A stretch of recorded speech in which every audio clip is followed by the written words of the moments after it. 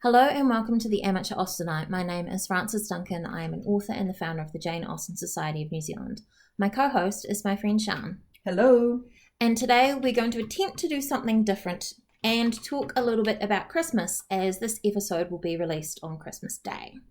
How we celebrate Christmas is very different to how they did during Georgian and Regency times, and a lot of things that we have now are actually very modern. The Christmas tree came from a German tradition that came with Prince Albert to the UK. So during the Victorian period, that became popular, and it has stayed popular. During the Regency period, they did have a Yule log, Yule being the traditional pagan celebration that Christmas was then kind of plopped on top of. And there were Santa Claus characters or Saint Nicholas in European traditions, but the particular image that we have of Santa now has a lot more to do with Coca-Cola than the early myths. Is myths the right word? Traditions? Traditions. We were going back even longer. The Roman festival was Saturnalia, festival of drinking and debauchery. Which sounds wonderful. And then the Christians came along. And ruined everything, as they do. Does make it a little bit boring, but a little bit more spiritual. So you have the 12 days of Christmas, which started from Christmas Eve through to the 5th of January. Because they were very tightly linked in the UK where I was brought up, and the times when I was brought up, we went to a church school. In those days, the state schools were church schools, generally speaking.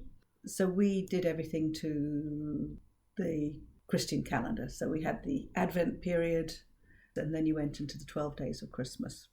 We never put up our Christmas decorations until Christmas Eve, and they came down on the 5th of January because they were only up for 12 days. Retailers of the world, take note. You should not put up your Christmas decorations in November. 24th of December, please. Talking to my grandmother, we would talk about the Yule log, which was the tradition of bringing in a selected log, which would, in theory, burn on the hearth for the full 12 days. And then the remains of it would be held over the fire for the following year. It was a very tight season of celebration. And while I do have thoughts about Santa Claus, I can realise even then it was more about, because we'd seen things like Rudolph the Red-Nosed Reindeer and things, I always realised it was actually a Christian thing. Now, Jane Austen does mention Christmas in several of her novels. In Persuasion, Anne visits Uppercross at Christmas. Lady Russell is not impressed with being there at Christmas when there are many children making lots of noise. And of course, the Harville children are there, as well as the Musgrove children, cutting up gold paper, I believe, and a table groaning with food and big roaring fires. They go to Christmas at Randall's in Emma to visit her ex-governess and her husband. This is quite the season indeed for friendly meetings. At Christmas, everybody invites their friends about them. So says Emma. They do have a lovely time, but then it starts to snow and Mr. Woodhouse has a panic that they're going to be stuck there, holed up, snowed in. And Mrs. Weston is concerned that they do not have enough bedrooms to house all their guests.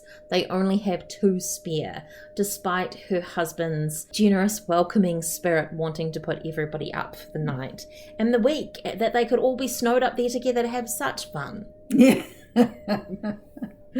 And ironically, I've just found another quote where in Pride and Prejudice, Austen writes, "I sincerely hope your Christmas may abound in the gaieties which the season generally brings." But if I remember, that quote Caroline Bingley? Is actually Caroline Bingley. It's another one of those quotes. Out of context? Out of context, because in fact, she's being so hypocritical, because that's really when she's writing to Jane, isn't it? Saying, she's brushing we're not her coming off. back. Yeah. We're not coming back. So at Christmas at Longbourn, Would have the been gardeners miserable. come to visit. That Christmas that we see in Pride and Yes. Prejudice, that's all we really know about it. We don't hear anything about particular Christmas parties or Christmas festivities that happen. And I think those 3 might be the only instances we have of Christmas in Jane Austen's main novels. No, I don't think there is anything. And certainly the church would have been a big part of, particularly for the gentry, they would have gone to church. So on Christmas Day, the Anglicans would go to church. Yes. Which was not called Mass. What was it called? Was it just church service? Go to church service. If it snowed, I imagine that not all of them would go. We might go to midnight Mass, and we'd call it midnight Mass, strange to say, the Christmas Eve service. So that's a thing in the Catholic Church too? I think so. Midnight Mass? Yeah. I, many years ago, went to one of those and fell asleep, or was falling asleep, so my brother took me outside into the cold air. I still like to go to those now, because it's where we tend to sing the traditional carols. It's a family tradition in my family that they attend church on Christmas morning. I'm a heathen and therefore do not attend, but I did for many years.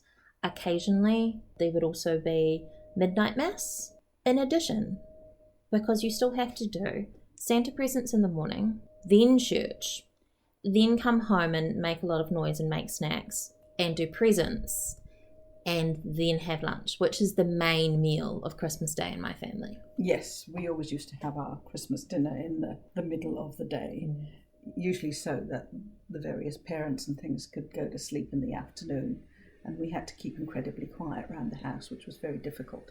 When you had all your new toys to play with.